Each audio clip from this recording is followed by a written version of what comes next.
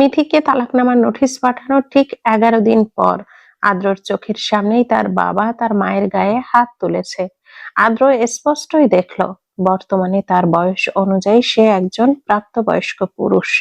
ছোটবেলা থেকে বাবা মায়ের সুন্দর সংসার, ভালোবাসা এসব দেখে আসা আদ্রর জীবনের এতগুলো বছর কাটার পর নিজেরই আম্মুকে এইভাবে দেখবে সে ভাবেনি। সত্যি সে ভাবেনি। আদ্র এগিয়ে এলো। মায়ের অবস্থা দেখে ওর সর্বপ্রথম রাগ জন্মালো বাবার ওপর।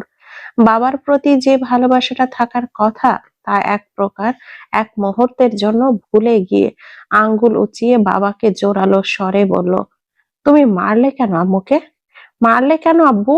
তোমার সাহস কি করে হলো? তুমি আমার আম্মুর গায়ে হাত তোলো কিভাবে? আদ্রর মা তখনও স্তব্ধ।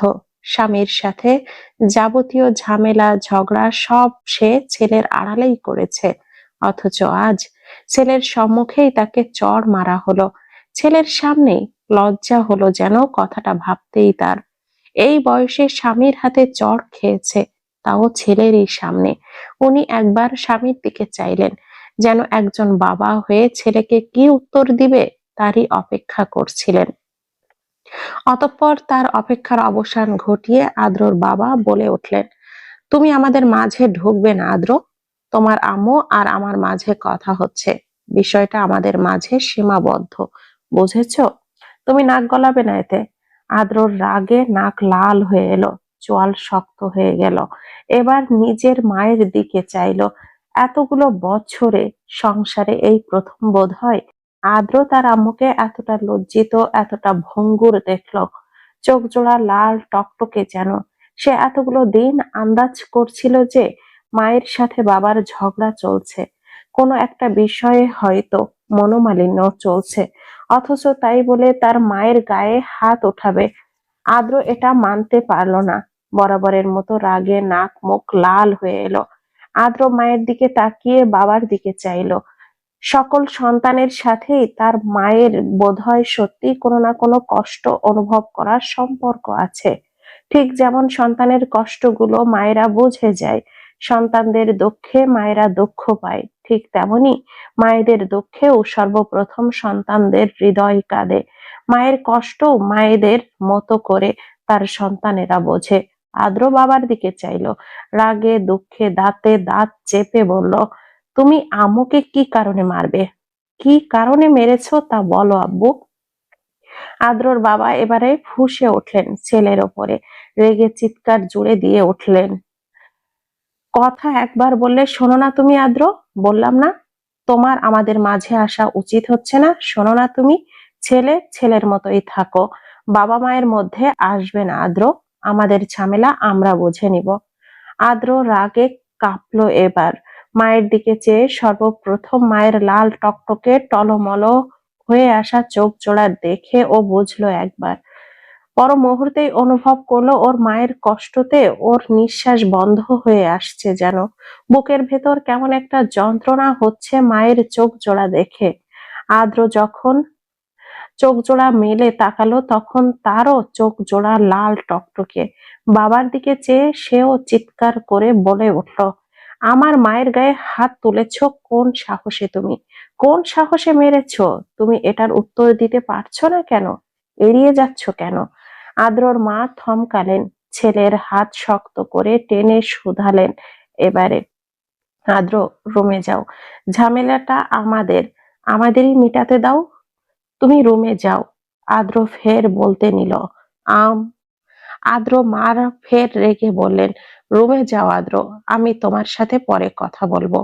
আদ্র ফুঁসে উঠল, নাকের ডগায় রাগ নিয়ে হনহন করে রুমে চলে গেল। মিথি এই প্রথম নিজ ডিপার্টমেন্টের ছেলে মেয়েদের সাথে পরিচিত হয়েছে। আজই প্রথম এসেছে ও। 2.5 মাসের মেয়েকে রেখে আসতে ইচ্ছে হয়নি ওর। ভেবেছিল আসলেও মেয়েকে নিয়ে আসবে, আবার ফিজাই নিষেধ করলো যে ও ছোট, না নিয়ে যাক। যেহেতু প্রতিদিন ক্লাস করার বাধ্যবাধকতা নেই, তাই নিয়মিত আসার ঝামেলাও নেই। এই জন্যই এতদিন আসেনি মিথি। আজ এসেই অল্প সময় থেকে সাথে সাথেই চলে যাবে। বাসায় মেয়ে রেখে এসেছে বলে কথা। মিথি সত্যি দুটো ক্লাস শেষ হওয়ার সাথে সাথে পা বাড়ালো বাসায় যাওয়ার উদ্দেশ্যে। পথের ঠিক মাঝ পথেই দুটো ছেলে এসে দাঁড়ালো। হেসে চুল ঠিক করতে করতে বলল, তুমি তো আমাদের ডিপার্টমেন্টেরই, তাই না? নাম কি জানো তোমার? মিথি ভুরু কুঁচকালো, কপাল কুঁচকে বলল, কেন? নাম জানলে কি অসুবিধা? বলা যেতেই তো পারে। মিথি কপাল কুঁচকানোই থাকলো, শুধালো, হ্যাঁ পারে, কিন্তু আপনাদের আমি চিনি না। আমি ঈশান আর ও নিলয়, তুমি? মিথি এবার ছোট্ট শ্বাস ফেললো, উত্তরে বলল, আমি মিথি। সুন্দর নাম তো। মিথির ইচ্ছে হলো না ছেলে দুটোর সাথে সময় নিয়ে গল্প গুজব করার। ভদ্রভাবে শুধালো, ধন্যবাদ, আমার যেতে হবে, যাচ্ছি। অতঃপর বাসায় ফিরল মিথি। সে সকালে নাস্তা করে বের হয়েছিল, ফিজারও ক্লাস ছিল বলেছিল, তবুও মিথি অনুরোধ করাতে যায়নি। মিথির মাঝে মাঝে মনে হয় ও পারবে না, এভাবে অন্যকে জ্বালিয়ে বিরক্ত করে কিভাবে পারবে, কিন্তু উপায়ও তো নেই ওর কাছে। একবার ভেবেছে কেউ একজনকে রাখবে মেয়ের দেখাশোনার জন্য, কিন্তু লোক পাওয়া আজকাল মুশকিল। তবুও মিথি খোঁজ করেছে। ফিজা যে মুখে না বললেও কিছুটা বিরক্ত হচ্ছে, তা না বললেও মিথি বুঝতে পারছে। মিথি ভেবেছে শীঘ্রই খোঁজ নিয়ে কাউকে রাখবে। ও যতক্ষণ থাকবে ততক্ষণ তো ওই দেখবে, শুধু যেইটুকু সময় থাকবে না সেইটুকু সময় যাতে দেখে রাখে। একটা বাসাও দেখতে হবে মোটামুটি ভাড়ার মধ্যে, পাশাপাশি টিউশনির সাথে কাজও জোগাড় করতে হবে, অথবা আরো কয়েকটা টিউশনের খোঁজ করবে। টাকাটা বাস্তব জীবনে চলার জন্য খুবই জরুরি। ওই যে মানুষ বলে না, টাকা থাকলেই সব সম্ভব নয়, কিন্তু কিছু কিছু ক্ষেত্রে টাকা থাকলেই সম্ভব, অনেক কিছুই সম্ভব। মিথি ছোট্ট শ্বাস ফেলে। মিথি বাসায় ফিরল, এসেই মেয়েকে কোলে নিল সর্বপ্রথম। তার মেয়েটা এই নিয়ে 2 বার কান্না করেছে খিদেতে। শুনেই মিথির মুখটা চুপসে এলো। 3 ঘন্টার মতোই বাইরে ছিল। এই অল্প সময়ও যেন আরো বেশি সময় মনে হলো মিথির। মেয়েকে কোলে নিয়ে চুমু দিয়েই বলল, আম্মুকে মনে পড়েছে তোমার? কেঁদেছো আম্মুর জন্য? আম্মুর তো তোমার কথা খুব মনে পড়ছিল মা, তোমায় না খাইয়ে কতটা সময় রেখে দিয়েছি। মিথির মেয়েটা ফ্যাল করে তাকায়। এতটা সময় না কাঁদলেও এখন বোধহয় খিদেতে কেঁদে ফেললো। ঠোঁট উল্টে আওয়াজ তুলে কেঁদে উঠল ও। এক হাত বাড়িয়ে মায়ের চুল খামচে ধরল শক্তপোক্ত ভাবে। মিথিও ফ্যাল করে তাকায় মেয়ের কাণ্ডে। কান্নার কারণ বুঝে ওঠে। শীঘ্রই মেয়েকে বলল, কাঁদে না মা, আম্মু অনেক পচা, তাই না? তোমায় অনেকটা সময় খাইয়ে না খাইয়ে রেখেছি, দেখেছো? অতঃপর মেয়েকে খাওয়াতে নিল। ঘন্টাখানেক পর মেয়েকে গোসল করানোর জন্য সব তৈরি করে জানালার ধারে বসলো। দুপুরের তীব্র রোদের এক ফালি জানালা দিয়ে ঘরে এসে পড়েছে। ফিজা ততক্ষণে বেরিয়েছে। মিথি মেয়েকে কোলে নিয়ে কিছুটা সময় সে রোদের মধ্যেই বসলো। অতঃপর কিছুটা সময় রোদে থেকে একটা বড় বাটিতে মেয়ের শরীরের উপযোগী পানি নিয়ে তা দিয়ে গোসল করালো। তোয়ালে দিয়ে শরীর মুছিয়ে দিল, চুলগুলো মুছতে মুছতে। হুট করে তোয়ালে পেঁচিয়ে দিয়ে মিথি তাকালো। মাথায় তোয়ালে পেঁচিয়ে তার মেয়েকে একদম পুতুল পুতুল লাগছে। মিথি মেয়েকে ফ্যাল চোখে তাকিয়ে দেখে, বলে, তোমাকে তো একদম সাদা তোয়ালের ভূত লাগছে আম্মা। তুমি জানো ভূতটা কত মিষ্টি? এইটুকু বলেই ও চুমু খেলো মেয়েকে। 2 গালে চুমু দিয়েই আবারও ফ্যাল করে চাইলো, যখন তার ছোট্ট মেয়ে তার চুলগুলো মুঠো করে নিল। মিথি তাকিয়ে বলল, এ কি মা, চুল টানলে আবারও? আম্মু ব্যথা পাই তো মা। মিথির অতটুকু মেয়ে মায়ের কথা বুঝলো না, বরং এবার 2 হাতে জাপটে ধরলো মায়ের চুলগুলো। এক হাতে টেনে নিয়ে নিজের মুখে চুলগুলো নিতেই মিথি হাত টেনে ধরলো, শুধালো, আম্মু, চুল মুখে নেয় না, ছেড়ে দাও। তবুও ছাড়া হলো না। সে নিজ মনেই মায়ের চুলগুলো টেনে খেলছে, অথবা মজা পাচ্ছে এতে সে, তাই হয়তো এটা করছে। মিথি মেয়েকে ঘুম নেওয়ালো আরেকটু সময় পর।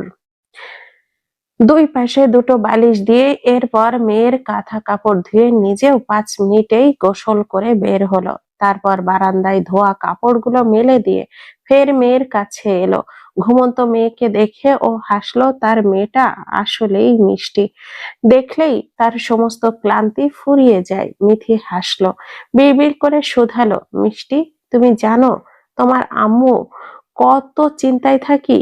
যদি তোমার আর তোমার আম্মুর জীবনটা বাকি মেয়েদের মতো স্বাভাবিক জীবন হতো, তাহলে অবশ্যই আম্মু তোমায় সারাক্ষণ কোলে তুলে রাখতাম, একটুও কোল ছাড়া করতাম না আম্মু তোমাকে। কিন্তু বাস্তবতা তো ভিন্ন, এই কারণেই তোমায় ছেড়ে এদিকে ওদিকে ছুটতে হয় আমাকে। মেয়ের সাথে বিড়বিড় করে আরো কিয়ৎক্ষণ কথা বলে অতঃপর আস্তে ধীরে পা বাড়িয়ে রান্নাঘরে গেল মিথি। খিদে তারও পেয়েছে, সারাদিনের ক্লান্তিতে চোখও বুজে আসছে। তার আম্মু বা ভাবি কেউই এই সময়টায় তার পাশে থাকলে মিথি বোধহয় একটু হলেও স্বস্তি পেত। কিন্তু এই সময়টা তার আপন কেউ তেমন পাশে নেই। মিথি রান্নাঘরে এসে দেখলো খাবার নেই। দেখে বোঝা যাচ্ছে খাবার রান্নাই করা হয়নি, ফিজাও বাইরে গিয়েছে, নিশ্চয় বাইরে খেয়ে নিবে। মিথি ছোট্ট শ্বাস ফেলে, ওকে এখন রান্না করতে হবে, রান্না শেষ হলে তারপর খেতে পারবে। কত ঝামেলা, এমনিতেই ক্লান্ত লাগছে, অন্য সময় হলে হয়তো না খেয়ে কাটিয়ে দিত, কিন্তু এখন তার বাচ্চা মেয়েটার জন্য হলেও তাকে খেতে হবে, কারণ সেও খিদে মেটানোর জন্য তার মায়ের ওপরেই নির্ভরশীল। মিথি চাল ধুয়ে নিয়ে বসালো, অন্যদিকে একটা ডিম ভাজি করলো। ভাত আর ডিম ভাজি দিয়েই হয়ে যাবে, তারপর একটু ঘুম দিবে না হয়, আবার বিকেলে টিউশন আছে, টিউশনি করাতে ছুটতে হবে। এর মাঝে কেটেছে প্রায় মাসখানেক। মিথি আরো দুটো টিউশনি নিয়েছে পাশাপাশি বিল্ডিং এই একটা কোচিং সেন্টারেও জয়েন করেছে। মোটামুটি যে টাকাটা মাস শেষে পাওয়া যাবে, তাতে তার আর তার মেয়ের এই শহরে চলতে অসুবিধা হবে না। মিথির মেয়ের জন্য একটা মধ্যবয়স্ক মহিলাকেও বলেছে, ভদ্র মহিলার নাম আয়েশা খালা, পাশাপাশি এলাকাতেই থাকে। 2 দিন হলো মিথি যে সময়টা বাসায় থাকে না, ওই সময়টাই উনি তার মেয়েকেই দেখাশোনা করে রাখে। শুধু দেখাশোনা করার জন্যই রেখেছেন ওনাকে, তারপর আবার বাসায় ফিরে উনি চলে যান। মিথি নতুন একটা বাসার খোঁজও করেছে, অথচ প্রত্যেকবারই তাকে নিরাশ হয়ে ফিরতে হচ্ছে, কারণ ওই যে তার স্বামী নেই। অপরিচিত একা একটা মেয়েকে বাচ্চা সহ ভাড়া দিতে বাসার মালিকরা বোধহয় ভরসা পাচ্ছে না। মিথিকে কারণটা স্পষ্ট করে না বললেও বুঝতে পারলো। এই তো একটু আগেও একটা বাসার মালিকের সাথে কথা বললো, স্পষ্টই বললো একা এমন অপরিচিত কাউকে তারা ভাড়া দিবে না। মিথি মেয়েকে আয়েশা খালার কাছে রেখে টিউশনিতে এলো। গায়ে কিছুটা জ্বর ওর। হিমেলদের বিল্ডিং এ ও একটা টিউশন আছে, সে টিউশনিটাও করিয়ে যখন নিচে নামতে নিল, ঠিক তখনই শারীরিক দুর্বলতায়, জ্বর, অসুস্থতায় ওর মাথাটা ঘুরিয়ে উঠল যেন। পা হেঁচকে পড়ে যেতে নিতেই সিঁড়ি দিয়ে উঠতে থাকা পাশাপাশি 2জন ভদ্র মহিলা দ্রুতই ধরলো তাকে, অতঃপর এক পাশে বসালো। হিমেল নতুন জবে ঢুকেছে, কয়েকদিন হলো। ভার্সিটি লাইফ শেষ হওয়ার 2-1 মাসেই জবটা হওয়াতে হিমেল নিজেও খুশি হলো। এই নিয়ে 2 দিন গেল ওর জয়েনের। অতঃপর সন্ধ্যা একটু পর যখন বাসায় ফিরতে সিঁড়ি দিয়ে ওপরে উঠতে নিল, ঠিক তখনই দেখা গেল এক পাশটায় 3-4 জনের ভিড়। হিমেল ভুরু কুচকালো, পরিচিত একজনকে কাছাকাছি দেখে ভুরু কুচকে তাকাতেই উনি বললেন, আরে ওই যে পাশের বিল্ডিং এর একটা মেয়ে মাথা ঘুরে পড়ে যেতে নিচ্ছিল, তাই। হিমেল বুঝলো, অতঃপর তার আগ্রহ দেখালো না, বলল, ও। এটুকু বলেই পা বাড়িয়ে ফের ওপরে উঠতে নিচ্ছিল, যেতে যেতে এক ভদ্র মহিলার গলা শুনলো, এখন ঠিক আছো? কেমন লাগছে এখন? সকাল থেকে কিছু খাওনি নাকি? তোমার শরীর কিন্তু গরম জ্বরে পড়ে যাচ্ছে, বুঝলে?